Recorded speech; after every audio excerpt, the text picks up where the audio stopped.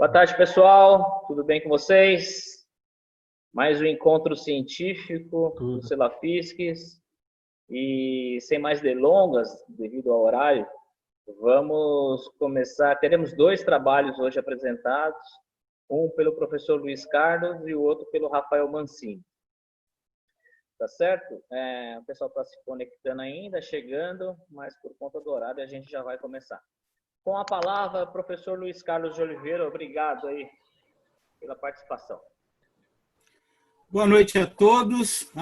É sempre um prazer compartilhar com vocês mais um artigo que me foi selecionado, tá? Confesso a vocês que, num primeiro momento, não fiquei muito empolgado, já que o meu foco é criança, né? E aí, obviamente, que dentro da nossa casa, todo mundo tem que ver tudo, né? Então, vamos lá. É um artigo publicado agora, é o número 4, se a gente for considerar que é um por mês desde janeiro, então ela é de abril de 2020, publicado na Medicine Science, né, sobre o efeito metabólico de 3 diferentes BUTs. E aí, por que eu não traduzi o BUT, né? O BUT é a tarefa, né? É a atividade em si, é o input lá de atividade, né? Durante sessão em adultos inativos. E essa sessão a gente vai entender melhor, na verdade é uma sessão de tempo sentado, é uma sessão de inatividade. Esse artigo foi, a primeira autora é essa Sheng Xiama, os coautores Sheng Zhu, Ling Zhang, Xiao Mei Liu, Yan Yulin e Shen Bo Cao, né? Eu fico imaginando os locutores de futebol para transmitir jogo de equipe chinesa, deve ser uma loucura, né? Mas é da Universidade de Cinesiologia, Universidade de Esporte, da Escola de Cinesiologia de Xangai, na China, né? Vocês verem aí, é uma universidade pequenininha, né? Esse aqui é o estádio da universidade, toda essa área, campos de futebol, esses prédios, isso é toda a Universidade de Esporte da China. Essa é a escola de cinesiologia, muito provavelmente nessa escola de esporte devam ter outros departamentos, né? Bom, outro dia a Thaís, eu não sei se ela está aí, mas numa discussão nossa, ela perguntou a questão de como é que se calcula o fator de impacto e tal. Eu fiz isso na minha primeira apresentação do ano, ela estava, tá? Então eu trouxe de novo, talvez se a Thaís estiver aí, né?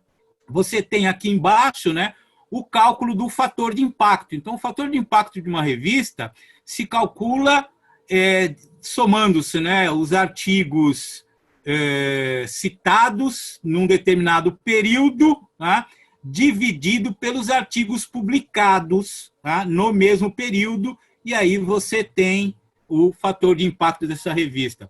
A Medicine Science tem um fator de impacto de 4,478. Né? Quem é responsável por isso é o Instituto para a Informação Científica, e os fatores de impacto são publicados pelo Journal Citation Reports. Né? Então, para vocês terem uma ideia da localização, né? Como que aonde se encaixa a Medicine Science, tá? Era uma revista que está mais ou menos na média das revistas específicas da área de esporte, de medicina de esporte, tá?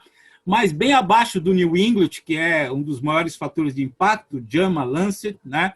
A Nature, que é uma revista generalista, e a Science também, são todos fatores altíssimos, entre 30 e 50, né? A Preventive Medicine, que é uma revista específica da área de medicina, 3,43, e eu fui buscar também a melhor revista científica. Acho que o Maurício citou isso há algum tempo atrás, né? É realmente a Revista Brasileira de Psiquiatria, 2,181, é a melhor revista de impacto que nós temos. E, em média, as revistas brasileiras giram em torno de 1,7, 1,8, esses são os impactos dessa revista. Aqui uma métrica da própria Medicine Science, tá? Além do fator de impacto dela, ela é a 83ª dentro das revistas de ciência do esporte, tá? Em número de citações, entre 83, ela é a sexta na área de ciências do esporte, enquanto total de citações ela é a segunda na área de ciências do esporte. Esse Engage Factor Score eu não vou saber dizer, tá? Esse aqui é a média de anos, né? A vida média dessa revista, ela é a 10ª entre 83, tá? E no Google Scholars, né? Que tem lá o H5, que é um índice das revistas na área de atividade de educação física e medicina do esporte, tá? Ela é a 4ª, tá? Com um HI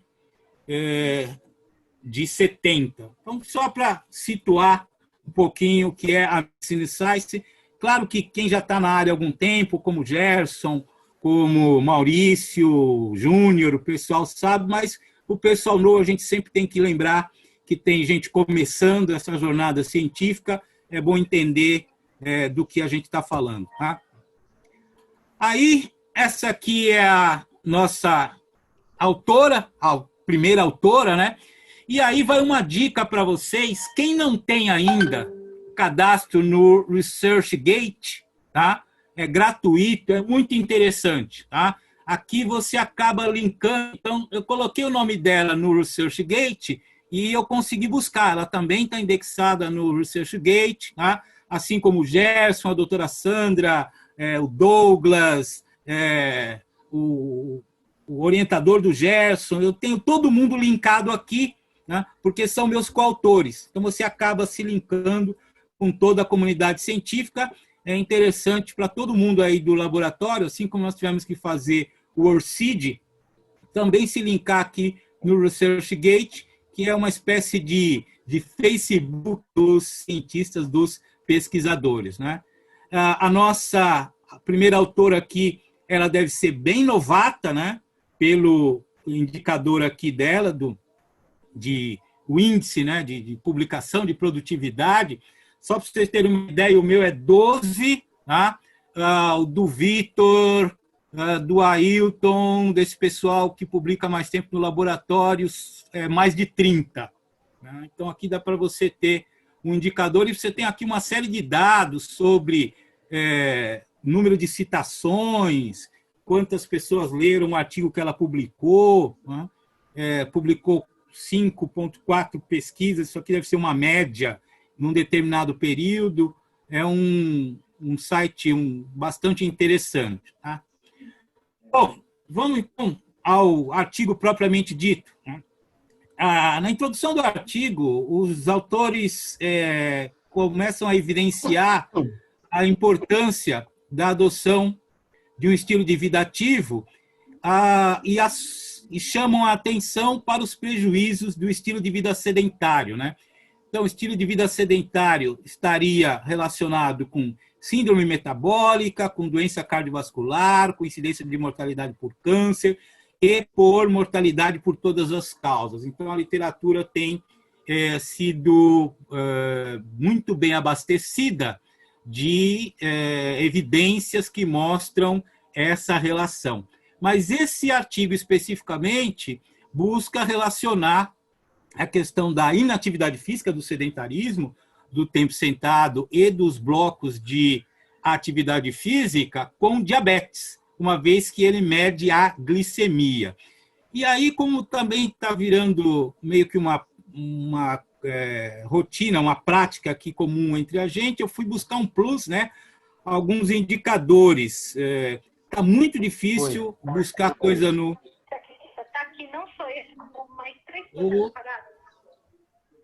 Microfones desligados, por favor. Então, fui buscar indicadores, né, de prevalência de diabetes. Então, a diabetes praticamente triplicou na última década. E é uma doença subnotificada, tá? Pelo menos por indicadores do Brasil. 1 em cada 3 brasileiros possui diabetes e não sabe. Né? Então, é um problema sério a questão do diabetes no Brasil. Né? Nós somos o 6º país, comparado aqui com esses outros. A Índia é o primeiro, China, Estados Unidos, Rússia e Alemanha. Tá? E dia 14 de novembro é o Dia Mundial do Diabetes. Tá? Existe uma estimativa que até 2035 nós tenhamos mais de 500 milhões de pessoas diagnosticadas com diabetes no mundo todo. Tá? 14 milhões no Brasil, então se hoje nós somos o 6º lugar, né? Devemos encostar ali com a Alemanha. Então é realmente um problema bastante sério, cerca de 46% desconhecem a questão do risco, né, de desenvolver as complicações do diabetes. Então, isso só para contextualizar e evidenciar a importância de também avaliar a questão do estilo de vida, do comportamento sedentário, com essa importante enfermidade que assola aí as populações no mundo todo. Tá?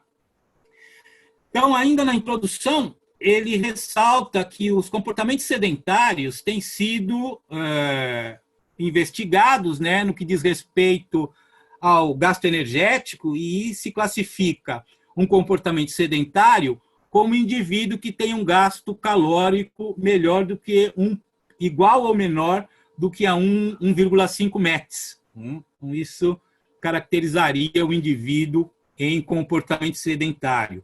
E interromper o tempo sentado com alguma atividade física parece ser uma das alternativas. Então, isso já evidencia a nova tendência, ou a tendência mais recente de investigar na área da epidemiologia, relacionada às doenças crônicas não transmissíveis, não só a questão da atividade física, como também a famosa quebra do tempo sentado. Tá?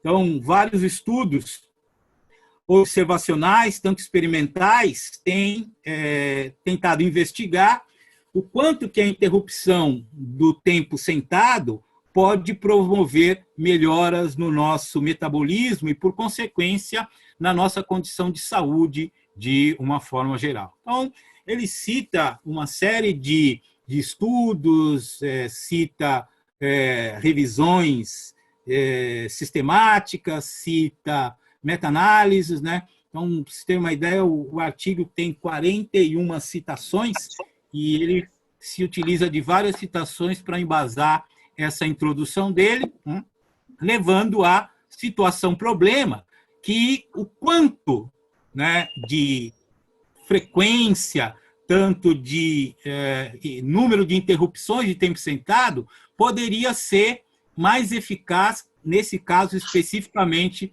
no que diz respeito à glicemia ou a controle da resistência à insulina de uma forma geral. Portanto, o objetivo desse estudo foi determinar... Bueno, gracias, que vaya muy bien. Gracias a ti. Hasta luego. Por gentileza, fechem os microfones.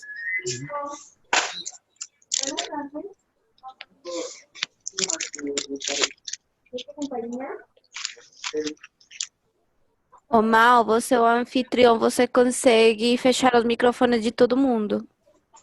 Aí, obrigado, Carolina.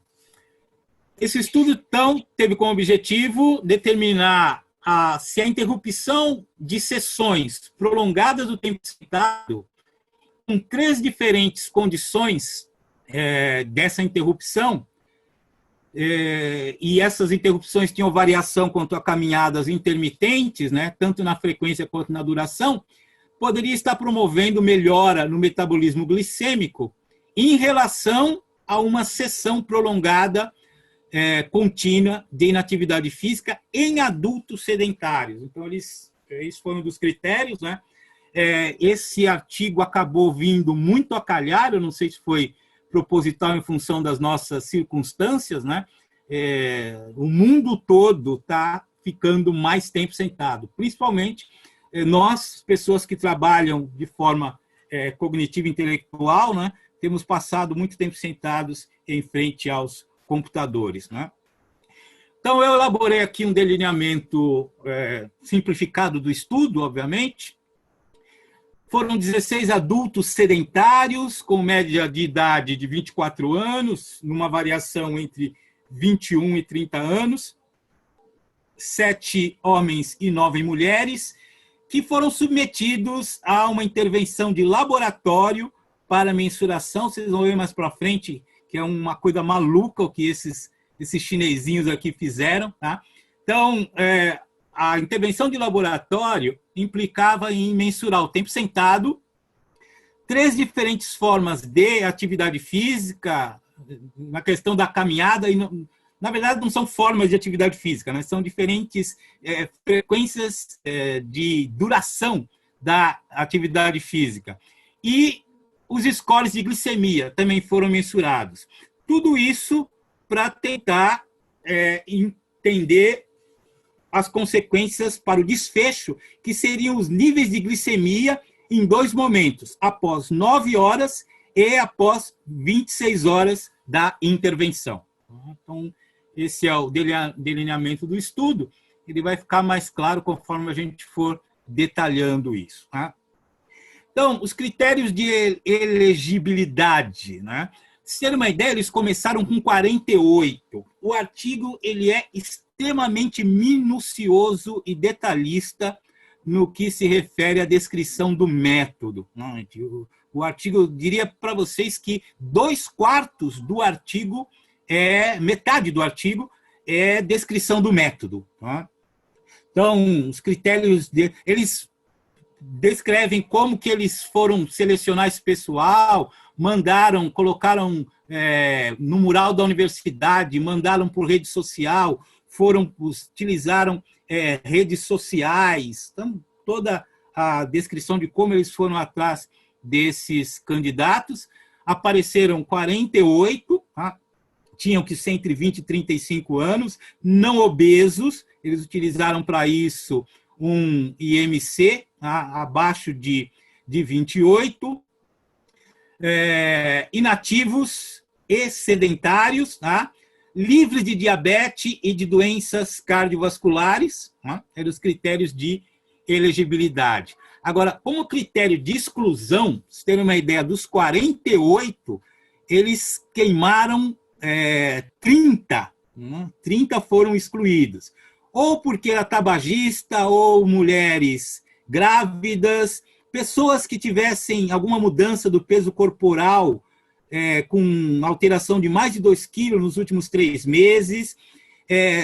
Já na seleção prévia, eles eram submetidos a um exame de sangue, né, cujo a glicose em jejum não poderia ser maior do que 6,1 milimols, né, concentração de triglicérides, concentração de colesterol, pressão artérica sistólica, não poderia ser maior do que 140 por 90 milímetros de mercúrio. Tá?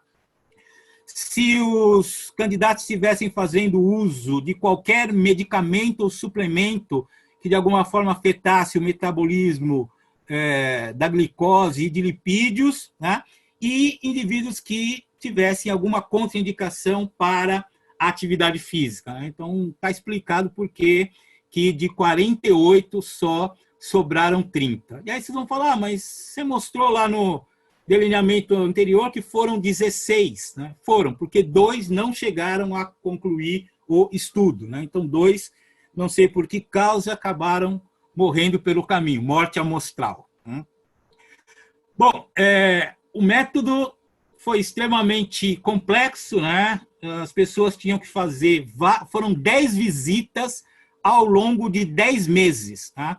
O estudo começou em agosto de 2017, foi terminar em outubro de 2017, foi terminar em agosto de 2018. Foram 10 meses de duração do estudo.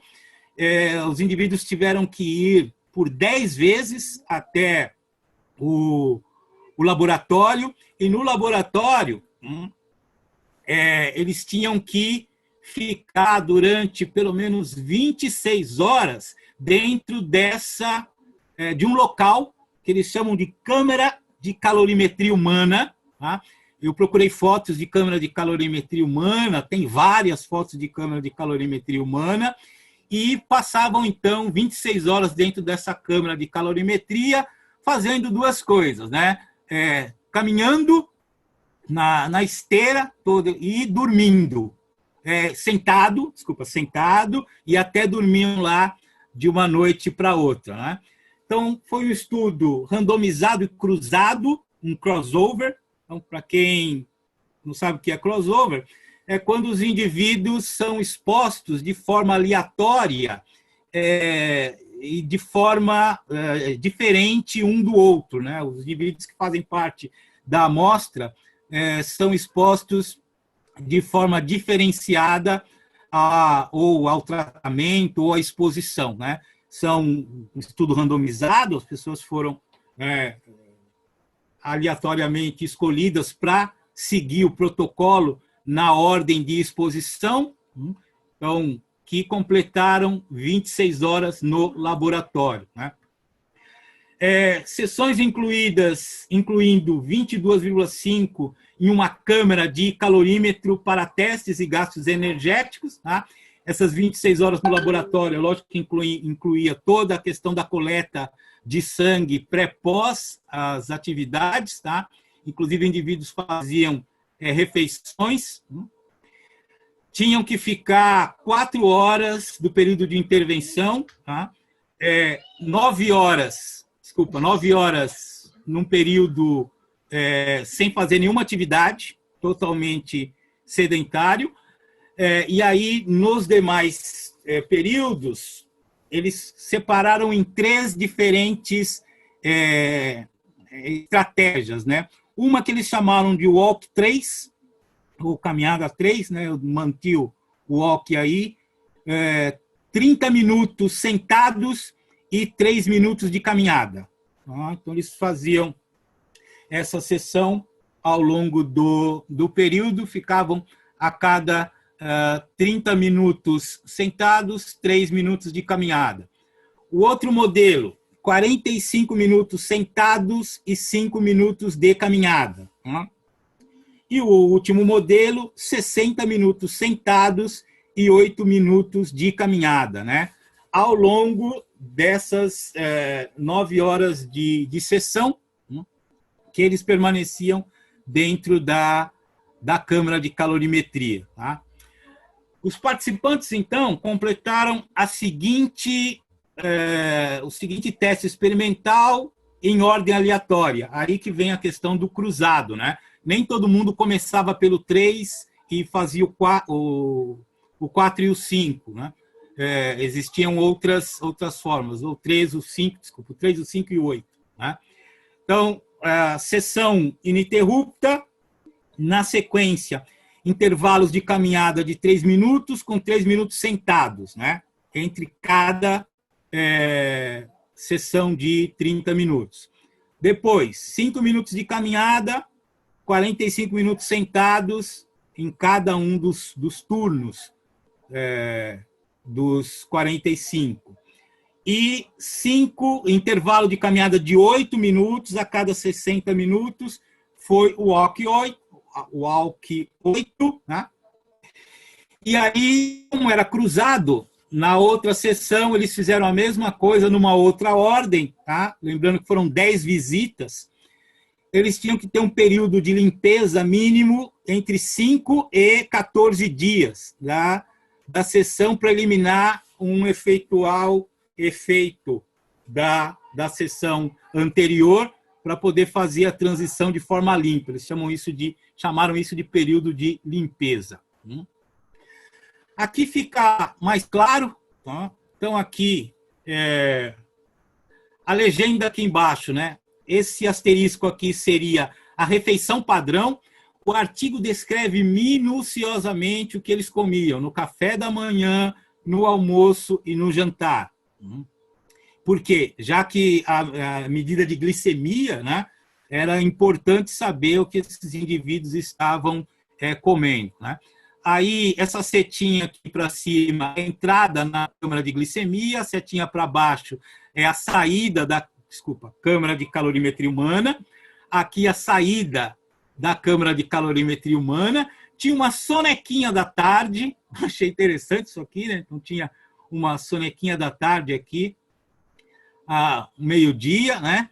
Aí a coleta de sangue, toda setinha fininha aqui, a coleta de sangue, e esses triângulozinhos aqui para cima e para baixo são os boots de atividade física, os turnos de atividade física, né? E aqui eu destaquei para vocês, para ficar mais claro ainda, a questão dos intervalos, né? Então, esse aqui é o intervalo de 8 minutos, aqui os intervalos, né?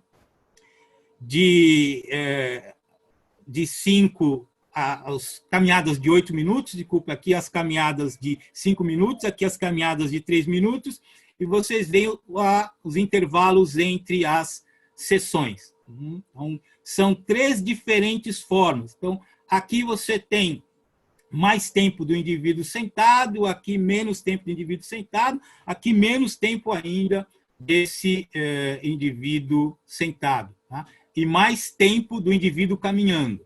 Mais tempo, 8 minutos do indivíduo caminhando, aqui 5 minutos do indivíduo caminhando e aqui 3 minutos do indivíduo caminhando.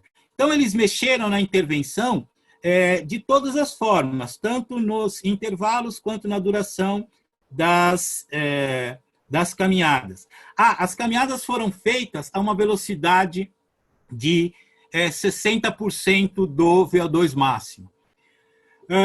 Aqui, a questão de um detalhamento, né, o protocolo de refeições, era importante, ele descreve especificamente o que eles comiam, tudo muito dentro da dieta chinesa, eles deixam isso bem claro, né? Um cardápio baseado na dieta chinesa típica, né? Então, café da manhã, entre 8 e 8h15. Eles chegavam uma noite antes, eles dormiam, tá? Chegavam uma noite antes, eles dormiam, e aí começavam no dia seguinte, jantavam, e no dia seguinte começavam com o café da manhã, porque logo cedo era medida a glicemia desse pessoal, tá? Então, todo café da manhã, almoço e janta, extremamente rigoroso, e todas as refeições foram padronizadas entre as condições e os volumes individualizados de acordo com o perfil aí de cada indivíduo. Então, essa aqui, pela descrição que o artigo fornece, parece ser exatamente um quarto desse experimento, né? O modelo da câmera é esse aqui, a câmera FHC 20S Fuji Medical, lá, né? Do Shiba, é uma câmera japonesa. Esses indivíduos começavam a partir das 8h30 da manhã do dia seguinte, tá? Então eles chegavam uma noite antes, jantavam, e no dia seguinte começavam a testar o gasto calórico. Lembram que tinha um café da manhã, tinha lá o exame de glicemia, tá? Características da câmera: a câmera cobria 11 metros quadrados, maior que muito quarto de apartamento brasileiro, né? Sua área interna, né? O volume em metros cúbicos aqui, a largura, profundidade, vaso sanitário, lavatório, cama, mesa com cadeira e uma esteira, né? Por isso que eu falei que isso aqui parece ser muito realmente a sala, né?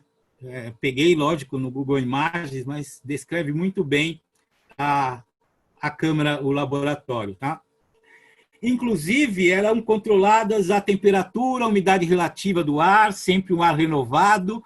Isso aqui me parece ar-condicionado, alguma coisa do tipo. Então, vejam que eles controlaram, de fato, todos os fatores que eventualmente pudessem comprometer, uma vez que o objetivo aqui era medir o gasto energético, o gasto calórico desses indivíduos.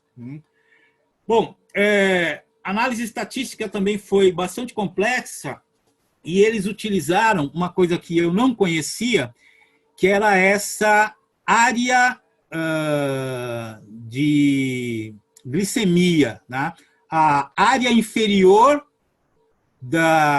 de glicemia, de curva glicêmica, desculpa, área total de curva glicêmica, o T ao C é área total de curva glicêmica e o I ao C é área inferior da curva glicêmica.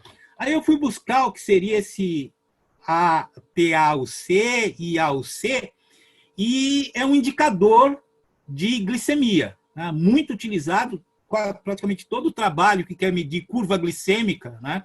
Ou o perfil da resistência à glicose, ou o perfil de produção de insulina, utiliza essas curvas para fazer a leitura e a interpretação, né? Então, isso é feito a partir da coleta de sangue e os níveis de glicose sérica, glicose intersticial, níveis de insulina, são analisados por esse software, Prisma 6, né?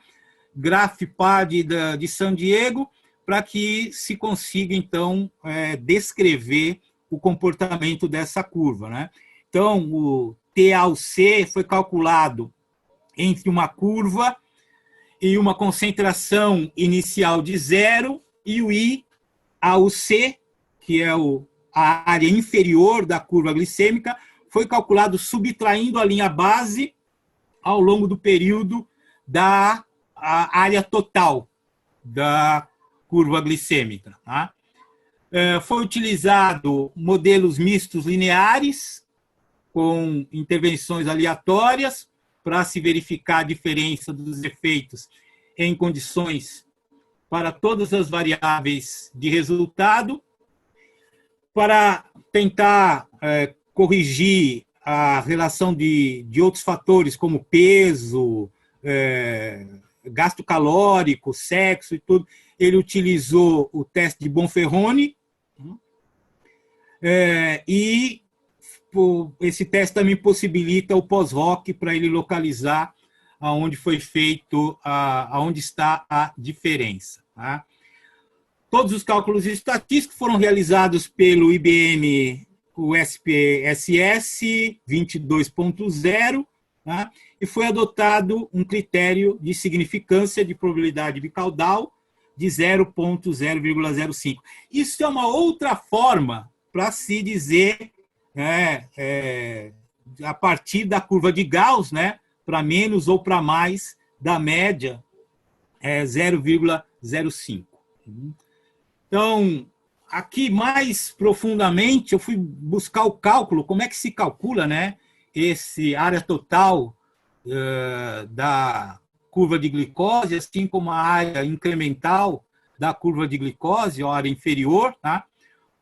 É um cálculo de índice glicêmico realizado pela seguinte equação. O índice glicêmico é igual à área da curva glicêmica do alimento, né, vezes 100% da área da curva glicêmica da glicose. Aí o cálculo da curva de glicemia para a curva utiliza-se dessa seguinte fórmula aqui, tá? Do incremento da curva, dessa seguinte fórmula. Então, tudo isso para determinar as variações da curva glicêmica a partir de um período, tanto da área total quanto da área incremental ou da área inferior dessa curva glicêmica.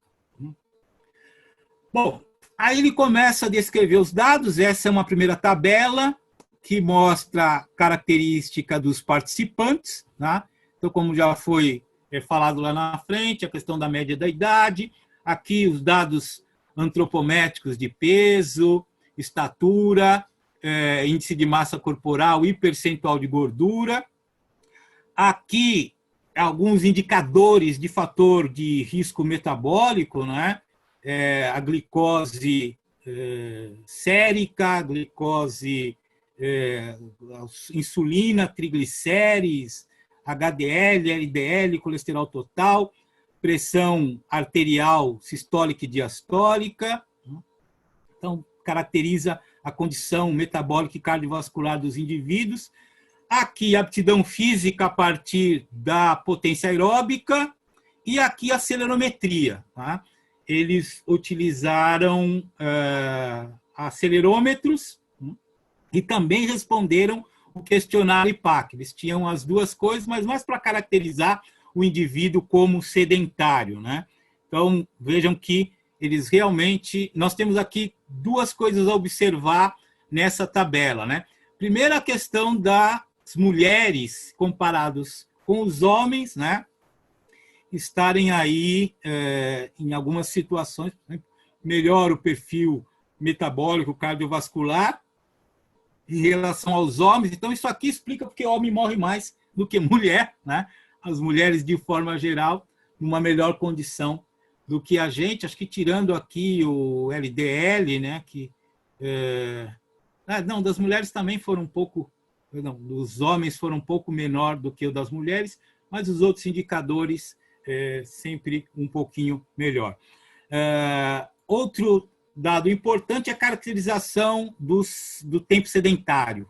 Então, altíssimos valores de tempo sedentário desses indivíduos, o que caracterizava, obviamente, que era uma exigência da amostra, para fazer parte da amostra, que os indivíduos fossem sedentários e inativos. Olha o baixo período aqui, é por dia, viu? Minutos por dia, tá? Então, baixo quantidade de atividade leve e baixíssima quantidade de atividade leve ou moderada. Essa segunda tabela descreve, então, o controle glicêmico após 26 horas, tá? E 9 horas. Então, tem os dois indicadores, 26 horas após e 9 horas após a intervenção, medidos 8 horas e de 1 a 10 horas durante o dia. Foi uma medida contínua da glicose, até eles utilizaram um monitor lá para mensurar isso, chamado CGM, que é um protocolo que monitora esse perfil continuamente, né? Então, aqui a sessão inicial, o walk 3, o walk 5 e o walk 8. Tá? Então, vejam que esse modelo aqui é o modelo bruto, vamos chamar assim. E embaixo nós teríamos o modelo ajustado. Tá? Então, no modelo bruto, nós temos diferenças significativas comparado com a sessão, que seria o período de inatividade, vamos chamar assim. Tá? Os três modelos, tá? O walk 3, o walk 5 e o walk 8, tiveram diferença estatisticamente significante comparado com a sessão. Tá? Isso para 9 horas após. Em 26 horas após, tá? Só a média de concentração de glicose, né, de glicemia, foi estatisticamente significante só no grupo que fez as caminhadas de 8 minutos. Então, esse grupo aqui, em 60 minutos, caminhadas de 8 minutos. Né? Já no modelo 2, corrigido, então, por gasto calórico, e essa é uma das grandes sacadas desse estudo, uma vez que eles tinham esse dado do gasto calórico dos indivíduos, eles utilizaram o gasto calórico para fazer o ajuste ou a correção. Né? Aí, tanto 26 horas depois quanto 9 horas depois, nós tivemos diferença significativa, com uma única exceção da área incremental da área da curva glicêmica incremental, né, para a seção de 3. As demais tiveram, sim, diferença estatisticamente significativa nos 3 diferentes modelos de intervenção. Tá? Então, o que esse gráfico está nos mostrando aí? Né? Que comparado com o CIT, o gasto calórico de 22 horas aumentou, em média, 208 quilocalorias, tá? Respectivamente 254, 289, tá? Para as caminhadas de 3, 5 e 8 minutos, respectivamente, considerando que a caminhada de 8 foi a única que teve diferença estatisticamente significante, inclusive significante do ALK 3 também. Já quando ajustado, né, durante o período de intervenção, durante as 9 horas, todos eles apresentaram diferenças significativas, com deltas, inclusive maiores, como vocês podem analisar aqui, 263, 3 e 25, né, respectivamente, dando inclusive uma dimensão maior. Tá? Também foram todas aqui significativas. Então, mesmo quando ajustado para o mesmo nível de gasto calórico, houve diferenças significativas para os 3 diferentes modos de intervenção, turns ou boots. E é aqui que fica bem nítido, né, o comportamento das curvas glicêmicas, né, em milimols, nos 3 diferentes níveis de intervenção. Tá? Elas estão sobrepostas, né, então até confundem, até pela nitidez da imagem, né, mas o verdinho, que é o mais profundo aqui, os 3 minutos de caminhada, o rosinha, o roxo, vermelhinho aqui é os 5 minutos e o azul é o 8 minutos de caminhada. E aí, para facilitar essa visão, e o que os estudos mostram, né, é que as diferenças elas são maiores exatamente durante o período de intervenção. Tá? No período pós-intervenção e durante o sono, essas diferenças diminuem, tá? E aqui a glicemia no segundo dia de manhã, né, pós breakfast, pós café da manhã, tem um pico, mas não altera muito, né? O ALK 3 e o ALK 5 não alterou muito, a alteração se dá mesmo no ALK 8, por isso esse destaque aqui. Então, esse gráfico aqui demonstra bem esse comportamento, né? Na verdade, as intervenções, elas são o que a gente chama, né, de intervenção aguda, né? Parece que a intervenção crônica, mesmo crônico num período relativamente curto, né, elas se minimizam ou diminuem sensivelmente. E essa é a última figura, que mostram gráficos aí da questão da área, né?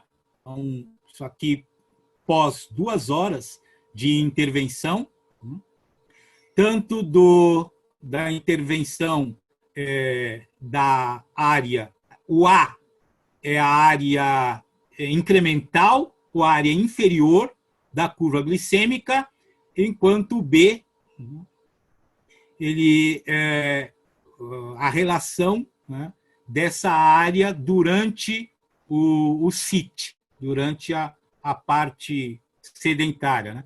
Então, aqui se deu as maiores diferenças dos 3 níveis comparados com o CIT, né?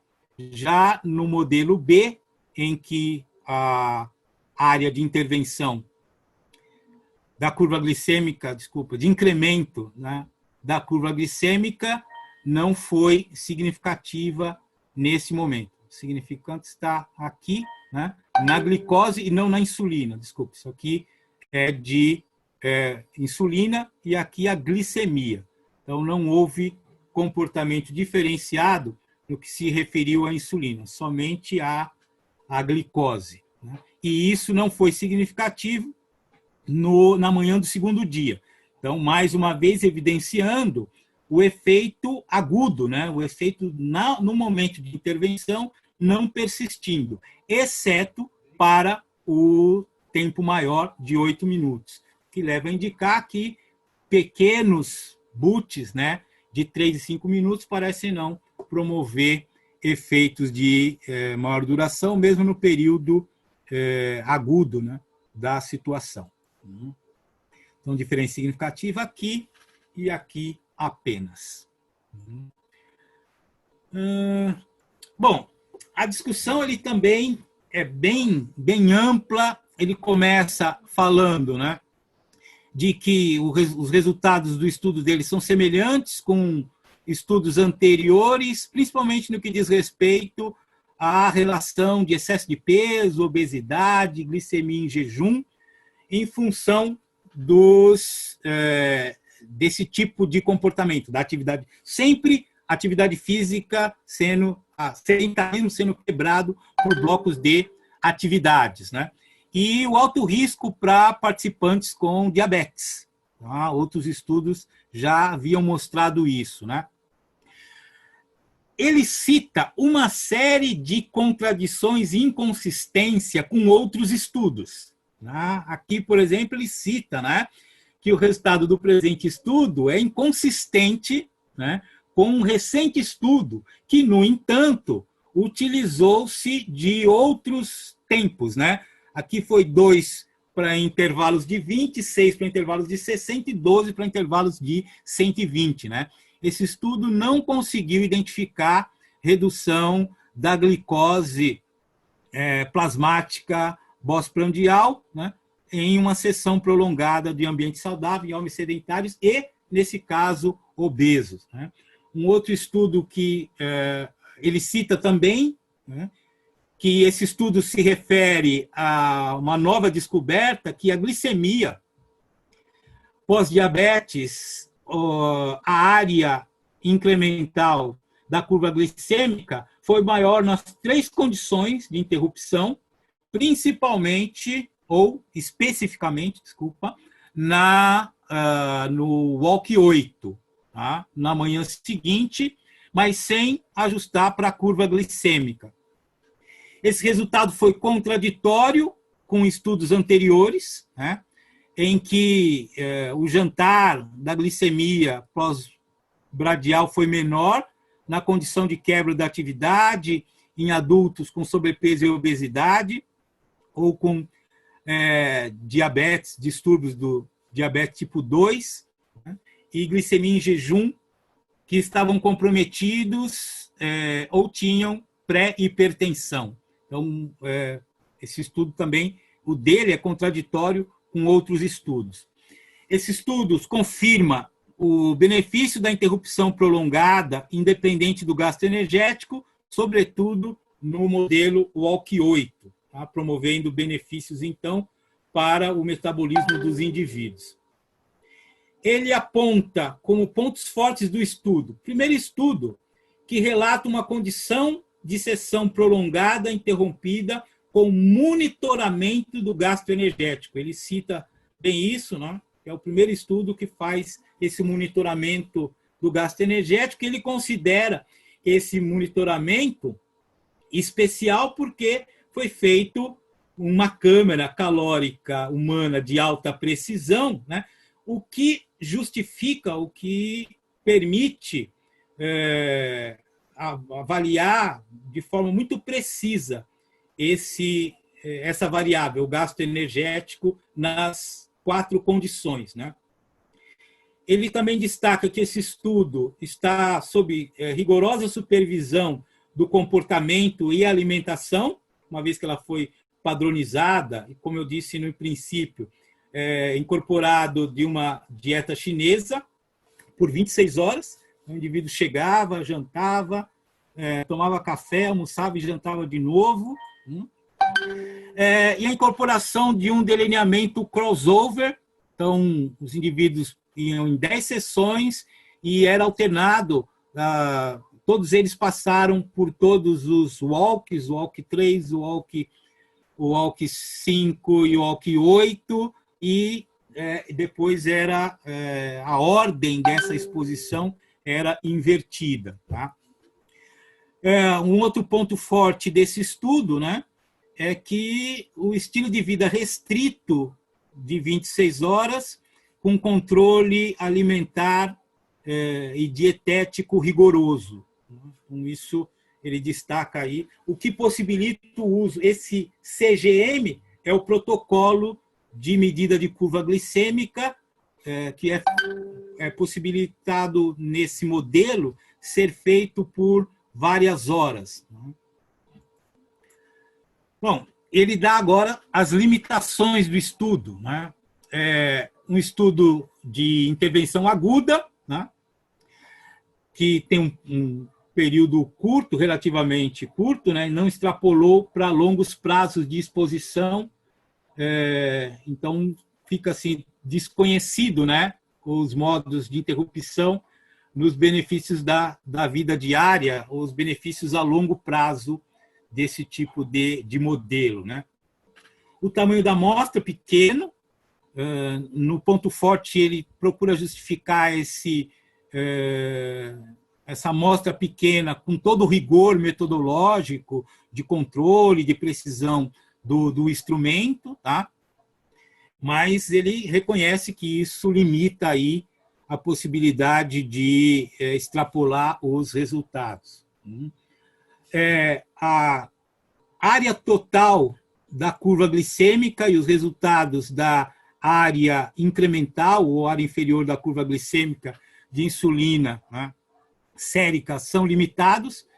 Ele justifica isso pelo fato de que as respostas às refeições foram observadas apenas para 3 pontos no tempo de 2 horas após as refeições. E, além disso, né, o possível papel da função hepática e a produção da glicose não pode, por si só, ser determinado a partir desse estudo, né? E, finalmente, ele fala que o estudo dele ainda carece de validade externa, ainda precisa de mais força de validação. Bem, para concluir, ele destaca que o estudo demonstra que interromper sessões prolongadas de tempo sentado, realizado em sessões de 3, 5 e 8 minutos de caminhada, de intensidade moderada, 60% do VO2 máximo, com intervalos entre as sessões de 3, 45 e 60 minutos. Esses intervalos, os caras ficavam sentados durante 9 minutos, melhora a resposta glicêmica por 26 horas. Então, 26 horas depois, eles ainda estavam com uma resposta glicêmica melhor, independente do gasto energético, de indivíduos inativos, sedentários, porém adultos saudáveis, tá? No entanto, não houve diferença significativa entre as 3 atividades nos diferentes padrões, tá? Nos níveis 3, 5 e quando não foi corrigido por gasto calórico, tá? E ele também conseguiu mostrar um efeito significativo de que as 3 intervenções sobre a resposta da glicose durante a atividade feita no período, tá? Mas, contudo, o efeito não é duradouro. Aquele gráfico das curvas lá mostra esse efeito predominante no momento da intervenção, ou seja, efeito agudo, né? Mecanismos subjacentes aos efeitos de interrupção a longo prazo de sessões prolongadas de inatividade física necessitam, portanto, serem melhor investigadas no futuro. Eu acho que é um estudo realmente bastante complexo, extremamente minucioso e detalhado, mas demonstra aqui que um tempo maior de atividade foi mais impactante do que períodos mais curtos, mesmo com maior tempo sentado. Então, esse era o meu artigo. Espero que tenha aí trazido uma boa colaboração para todo o grupo e estou à disposição para perguntas e questionamentos. Obrigado, professor Luiz, pela sua apresentação. Vamos começar a discussão. Eu vou limitar um pouquinho as perguntas por conta da apresentação. Como o professor Luiz falou, o artigo foi detalhista, mas acho que o professor Luiz foi mais detalhista do que o próprio artigo. Foi muito boa a apresentação E parabéns aí por todo o conteúdo que o senhor trouxe aí.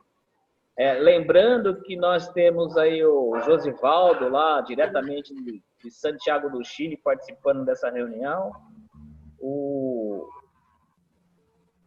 Gerson estava conectado, mas parece que ele perdeu a conexão, mas também estava aí, foi convidado para participar. E o outro até no carro ainda, o Josivaldo aí. Fala alô, Josivaldo. Opa, pessoal, tudo bem? Tô aqui, me expulsaram da casa aqui, tô no carro aqui, tá mais silêncio. Bem-vindo, Josivaldo, é isso aí. Isso que é vontade de saber. Ok, vamos lá então. Eu vou começar com a Carolina. Muito bom. Bom, professor. Parabéns pela apresentação. Acho que o Maurício falou muito bem em questões de você foi muito mais detalhista do que provavelmente o artigo pode ter sido, mas foi bem bacana assim, você ter trazido todas essas informações relacionadas a como os artigos eles podem descrever muito bem os métodos e provavelmente o jeito deles explicarem os métodos é porque um primeiro artigo que precisa de toda essa descrição. Provavelmente artigos futuros eles vão referenciar esse artigo de base, né? Mas eu vou pegar um pouquinho no seu pé, professor, por uma questão. Eu sempre falei para o pessoal do Celafisques que independente do artigo, a gente precisa apresentar, né? E foi uma coisa que a gente conversou. Como que eu saio dessa tela para entrar no meu e-mail? E você, professor, você me começou a apresentação tirando atenção pelo artigo. Porque você chegou, oi, tudo bem? Sim. Na verdade, foi um artigo que eu não senti muito prazer por ler. Mas aí você tivesse vindo com a palavra de mas no final gostei, tudo bem. Eu acho que independente de ser ou não ser um dos melhores dos nossos artigos, eu acho que a gente pode apresentar, e mais porque isso aqui, a ideia desse tipo de artigos ou de apresentações que a gente está fazendo agora, a ideia é divulgar isso para as redes. Então, eu acho que já começar com uma apresentação falando que você não teve muito prazer, muito gosto pelo artigo, fica meio complicado a gente se engajar. Só um minuto, Carolina. Me desculpa, acho que deve ter falhado o meu áudio, então. Não sei se todos escutaram ou falhou o áudio. Quando eu li o título do artigo, inicialmente não me deu muito interesse, muito prazer de ler, mas ele me surpreendeu quando eu li o artigo. Tanto é que eu li detalhadamente o artigo, que eu li minuciosamente o artigo. Então, assim, eu acho que houve uma falha no meu áudio e vocês não pegaram essa segunda parte do meu comentário. Tá. Mas, assim, que bom que ele te surpreendeu, né? Porque realmente teria sido muito mais difícil. Eu gostaria, assim, rapidamente, que você me explicasse na parte dos resultados, qual que foi o desfeito mesmo? Porque eles vêm com uma ideia de diminuição, o que é melhor, né? Aquela atividade que eu faço mais caminhada ou eu fazer aqueles blocos. Então, assim, rapidamente, o resumo mesmo desses resultados. Hoje, o que seria melhor, então? 8 minutos, tá? Num período de 9 horas, você fazer bloco de 8 minutos, mesmo tendo intervalos de 60 minutos, que é 1 hora sentado, foi melhor do que fazer blocos de 5 minutos em 45 sentado ou 3 minutos em 30 minutos sentados, tá? Então, fazer um tempo maior, e todos eles foram feitos na mesma intensidade, sempre em numa intensidade de esteira equivalente a 60%, desculpa, do VO2 máximo dos indivíduos. E isso é uma das forças do trabalho. Eles conseguiram individualizar tudo isso. Tá? Então, como é 60% do VO2, cada um fez numa velocidade diferente. Quando você individualiza a prescrição, cada um fez uma diferente. Porém, sempre 60% do VO2 máximo. E as caminhadas de 8 minutos, tá, foram mais eficazes do que as caminhadas de 5 ou de 3. Tá? Principalmente então, aqui... Pode ir. Principalmente aqui, quando não foi corrigido, tá? Mas esse efeito ele é maior em 9 horas após, tá? 26 horas após ele desapareceu. Agora, quando corrigido pelo gasto energético, ele apareceu tanto em 9 horas depois, como 26 horas depois, para todas as situações. Perfeito. Então, se pensássemos em fazer um único slide ou alguma arte assim bem bacana para divulgar, o resumo desse artigo seria isso. Tentar ver a questão de fazer... Oi? Eu iria aqui. Porque aquilo está sumarizado aqui, ó. O pico da coisa acontece na intervenção. Pós-intervenção, praticamente não tem diferença. Mas, tipo, se eu quiser falar para o programa Agita São Paulo, nós como Celafisques e programa Agita São Paulo, queremos divulgar e queremos fazer uma intervenção para o pessoal que está ficando nessa quarentena muito tempo sentado, falaríamos que é melhor eles fazerem blocos de caminhada de 8 minutos. Não vai fugir muito da nossa recomendação, que é 5 minutos a cada meia hora e 10 minutos a cada 1 hora. Tá. Eu acho que não foge muito disso. Agora, a questão é que, assim, para glicemia, isso tem um efeito muito... não é efeito a longo prazo. É isso que esse trabalho está, inclusive, ressaltando no final. Tá? Ele mediu 26 horas depois. E 26 horas depois, os 8 conseguiu algum tipo de diferença. Tá? Principalmente quando não ajustado para o gasto calórico. Tá? O gasto calórico. Mas eu apostaria ou colocaria fogo nos 8 minutos. Então, para mim ficou claro mais ou menos esses 8 minutos. Eu acho que se pensássemos, sei lá, em um slide ou 2 no máximo, para tentar divulgar esse artigo nas nossas redes, ou como passar como conteúdo, poderíamos passar isso e poderíamos, já que você me fala que não fugiria muito, comparar.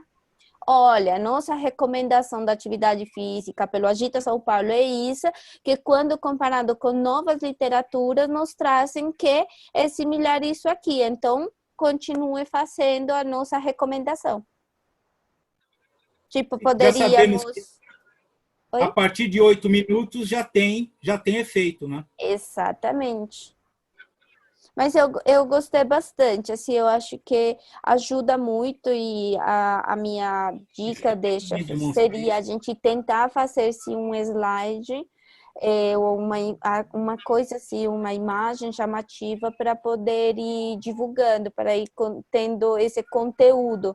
Não sei se no final vamos definir que essas lives, essas reuniões científicas vão como live. Se isso for verdade, a gente pode fazer essa imagem como chamada. Olha, artigo que informa, dos 8 minutos, pega na íntegra X dias, sabe? Eu acho que seria bem bem bacana a chamada. Seria isso. Agora você falando, Carolina, eu estou pensando aqui, né? Se a nossa recomendação é que as pessoas sejam ativas pelo menos 5 dias na semana, o efeito dessa atividade ele se perdura por até 26 horas, tá? Ou seja, o indivíduo precisa ser ativo. Se a nossa... Está me ouvindo? Agora voltou. Agora?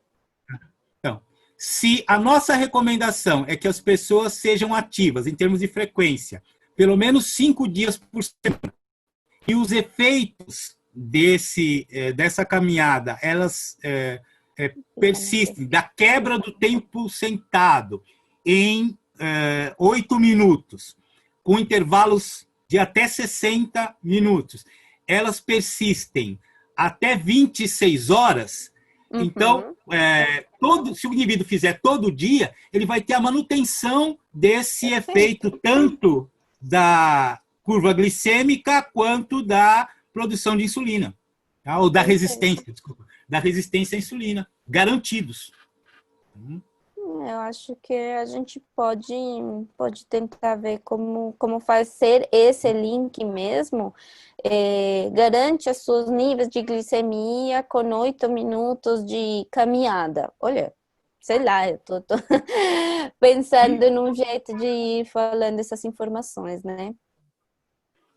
Mas muito bom, gostei, professor, obrigada pela essa informação. Por outro lado, ó, você falando isso, todo o passo contra também não foge dessa recomendação. Porque aqui, ó, o 3 minutos também foi, os 5 minutos também foi, tá? Principalmente quando ajustado para gasto calórico. Total, isso mesmo. Tá bom. Obrigado, foi isso, Carol. Mal, obrigado. Obrigado, eu que agradeço. Josivaldo, você quer fazer alguma pergunta, aproveitando que você está lá do outro lado do mundo? 1 hora a menos de fuso horário? Ou já saiu já? Bom, ele Tô aqui. Opa! Você quer fazer alguma pergunta ou não? Agradecer não pode, só pode fazer pergunta. Não, na verdade, quero agradecer, parabenizar o professor Luiz, uma excelente apresentação. Alô? Bom. Escuta. Agora o que caiu foi a minha. Não, estamos ouvindo você. Alô? Tá, eu também estou ouvindo. Quem caiu, eu ou ele? Você. Ninguém. Eu acho que ninguém. Ninguém caiu. Não, continuando, eu quero mesmo parabenizar, né? Não estou ouvindo, meu áudio... Ela fez que mantém essa tradição, né, de apresentar artigos mais recentes. E é interessante ver também que os artigos que estão sendo publicados agora também estão seguindo, ou ainda estão seguindo a mesma recomendação. Meu áudio sumiu. Em termos de tempo. Vocês estão me ouvindo? Estamos te ouvindo. Meu